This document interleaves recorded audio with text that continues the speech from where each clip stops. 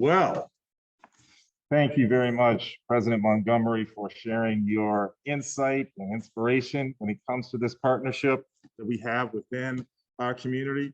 We're really hoping that we can come together to bring the best that our Western Michigan University has to offer on campus and kind of make a great marriage of what we know in the neighborhood to be able to do some really great model university community partnerships. Now, good morning, everyone. My name is Michael Evans. I am the Executive Director of the Kalamazoo Literacy Council. And for 11 years, it has been my great joy to be able to lead literacy efforts focusing on adults throughout Kalamazoo County and working on an ongoing basis with partnerships to achieve a fully literate community. The symposium is one of many things we do with Western Michigan University, but it's very important to be able to come together once a year to be able to share what we've learned by working together. Whether it's working with parents who are working to improve their digital skills, because that's become so important in this time of incredible change and turmoil with the global pandemic. We have information about that.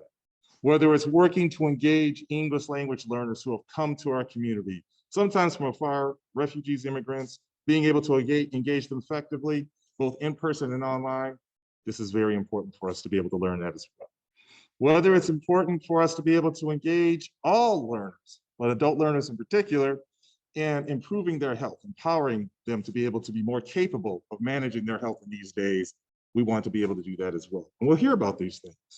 We're also going to hear about a way that we can impact the beginning portion of the spectrum, early childhood education, with an innovative project that you'll hear about in the Edison neighborhood, focusing on building a career pathway for early learning professionals that includes adults who may not have a GED yet or may be working on their English skills coming into this work together.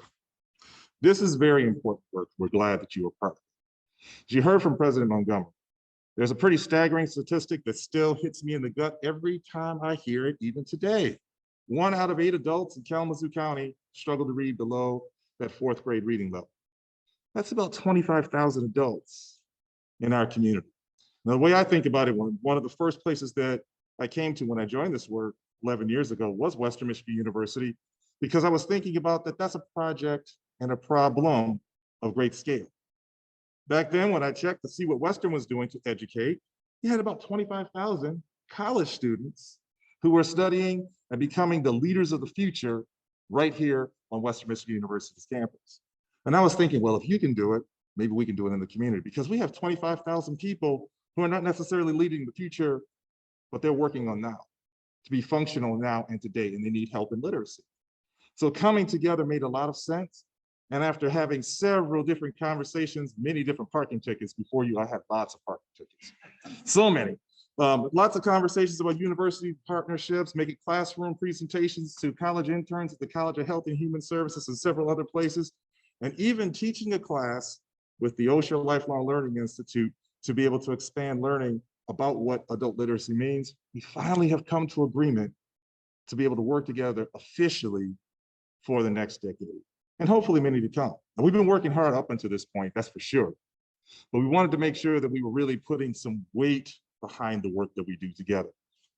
So those numbers, 25,000 adults struggling to read. Of those 25,000, there are 11,483 who have not gotten their high school diploma yet. Of that number, there's 3,303 who did not get past 9th grade education, and yet they are the first teachers of our children at home. And yet they are the individuals who we are hoping to have a more productive and prepared workforce. And yet these are our neighbors, friends, and family that we want to be able to be functional, to be able to work toward any goal of their choosing. So this is very serious work. And I thank you for coming to this time. Whether you come from a perspective of a university with talented faculty capable of teaching across multiple disciplines on very important subjects, or the volunteer tutor who might be tutoring one-on-one with an adult learner to reach a personal goal, or the adult educator working to try to help adults with a GED, or those who are working in preschool education at the beginning to make sure that we do not repeat that cycle, because as President Montgomery said, 72% of children born to adults with low literacy skills are likely to repeat that cycle. We know that this is important, and we have to find ways that we can do something about it. And we're past the point of talking. We've been past that point for so long Now it's toward the point of action. So what does that action look like this time? The theme that we're working with this year is fostering leadership and equity through adult literacy. It's no longer just about teaching phonics and teaching some of the pre-literate skills. It's about aiming it toward things that matter for our adult learners. If you can read more, you can support your children as a more confident and capable first teacher of that child. If you can read more, when it comes time to vote, you can vote with confidence, knowing that you can read every ballot initiative and vote to the heart of your choosing and to your conviction.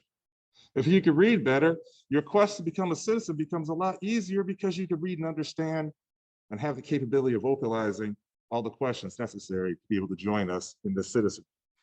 And if you can read better, you can find a career you're choosing, as opposed to the types of jobs that are available for those who may not have those skills. I kind of look at literacy a little bit differently than other skills. A long time ago, I used to be able to play basketball pretty good, ran track even better at this institution. We actually had a track team, I was on it. But one thing I was really proud of some time ago was being able to slam dunk the basketball. Yep, I could do it. I'm 6'4" now, but I do not still have the jumps to be able to do that. I'm pretty sure that there's no one that's lamenting my lack of skill to slam dunk a basketball. The quality of my life, maybe not my ego, but certainly my life, it's not really changed fundamentally because I can no longer have that skill. But imagine a skill that's so indispensable like literacy. You can see probably, if you're thinking about the definition of literacy, how important it is.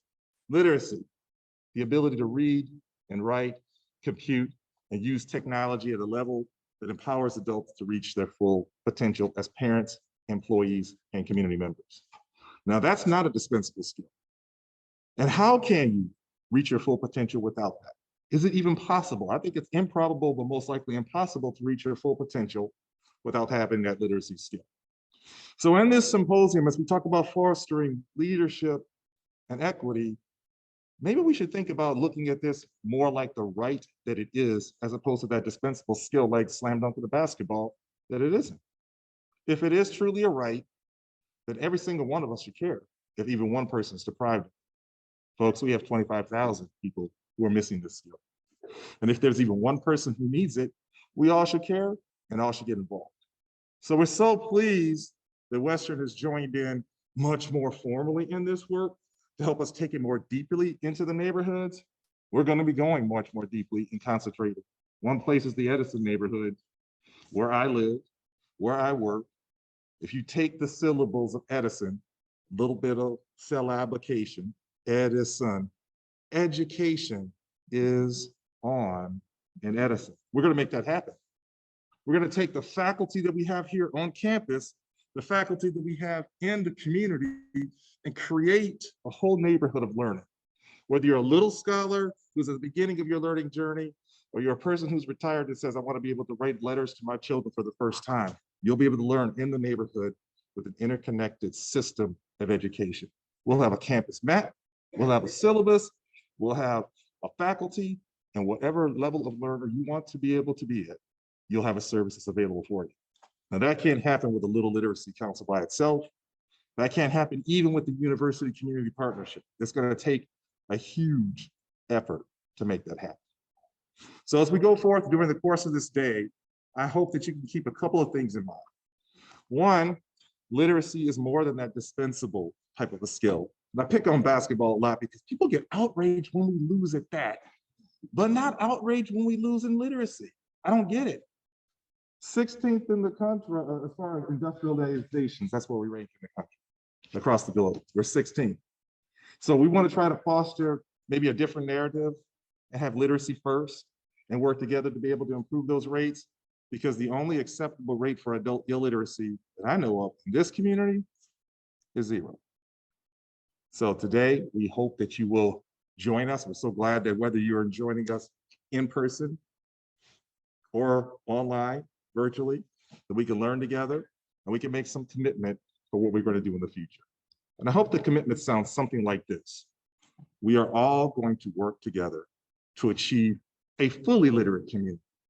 And wherever you are on the learning continuum, the little scholar to the lifelong learner, literacy will be available to you in every neighborhood and every zip code that needs it. So I thank you again, President Montgomery, for, first of all, welcoming us all back to this campus. It's great to be able to be back in person, but also I thank all of you for choosing to spend your Friday with us as we continue to delve into the subject of adult literacy. I also want to thank a few of our sponsors that helped to be able to make this possible. This doesn't happen by itself. There's the Kalamazoo Community Foundation. They helped us out a lot with this. The TRHT, they are helping with racial justice issues. They provided support for us. And if you're getting sketches today, Van Buren ISD, they are providing the academic support so that you can get credit for the time that you spend with us today. So again, thank you all for being here. We're looking forward for our next presenters who are going to be talking about some wonderful topics around parent literacy and digital literacy. And we're going to have a really great conversation as we go throughout the day. So thank you all. Thank you all for tuning in digitally. I'll probably see you in the chats a couple of times, and we'll continue onward, fostering leadership and equity through adult literacy. Thank you.